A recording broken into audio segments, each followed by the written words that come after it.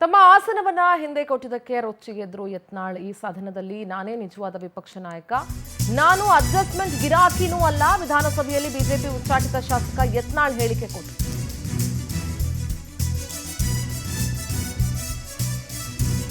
ನಿಜವಾಗ್ಲೂ ವಿಪಕ್ಷ ನಾಯಕ ಅಂದ್ರೆ ನಾನೇ, ಯಾಕಂದ್ರೆ ನಾನು ಯಾವ ಅಡ್ಜಸ್ಟ್ಮೆಂಟ್ ಗಿರಾಕಿನೂ ಅಲ್ಲ. ನಾನು ಯಾರ ಜೊತೆಗೂ ವ್ಯವಹಾರ ಹೊಂದಾಣಿಕೆ ಮಾಡ್ಕೊಂಡಿಲ್ಲ, ನಾನು ಮುಖ್ಯಮಂತ್ರಿಗಳ ಕಚೇರಿಗೆ ಹೋಗಿಲ್ಲ ಅಂತ ಮಾತನಾಡಿದ್ರು.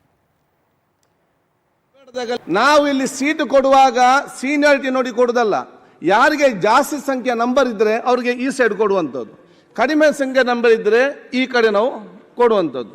ಅದಕ್ಕಿಂತ ಕಡಿಮೆ ಇದ್ರೆ ಆ ಕಡೆ ಬಂದು ಸೇರ್ತಾರೆ.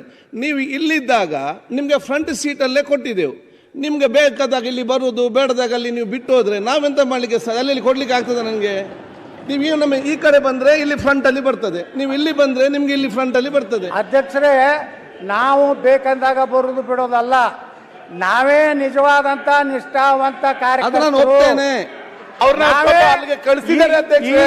ಈ ಸದನದಲ್ಲಿ ನಿಜವಾಗಿ ವಿರೋಧ ಪಕ್ಷ ನಾಯಕ ಅಂದ್ರೆ ನಾನೇ.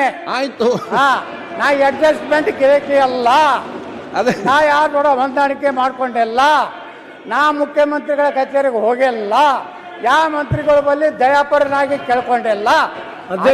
ಬಿಜೆಪಿ ವಿರೋಧ ಪಕ್ಷದ ನಾಯಕರು ಬೇಕಾದ್ರೆ ಡೆಪ್ಯೂಟಿ ಸ್ಪೀಕರ್ ಪಕ್ಕ ನೀವು ಒಂದು ಕುರ್ಚಿ ನನಗೆ ಅಲಾಟ್ಮೆಂಟ್ ಮಾಡ್ಬೇಕಂತ ವಿನಂತಿ ಮಾಡ್ಕೊಂಡು. ಓಕೆ, ಈಗ ನಾವು ಇಲ್ಲಿ ಸೀಟು ಕೊಡುವಾಗ ಸೀನಿಯಾರಿಟಿ ನೋಡಿ ಕೊಡುದಲ್ಲ, ಯಾರಿಗೆ ಜಾಸ್ತಿ ಸಂಖ್ಯೆ ನಂಬರ್ ಇದ್ರೆ ಅವ್ರಿಗೆ ಈ ಸೈಡ್ ಕೊಡುವಂಥದ್ದು, ಕಡಿಮೆ ಸಂಖ್ಯೆ ನಂಬರ್ ಇದ್ರೆ ಈ ಕಡೆ ನಾವು ಕೊಡುವಂಥದ್ದು.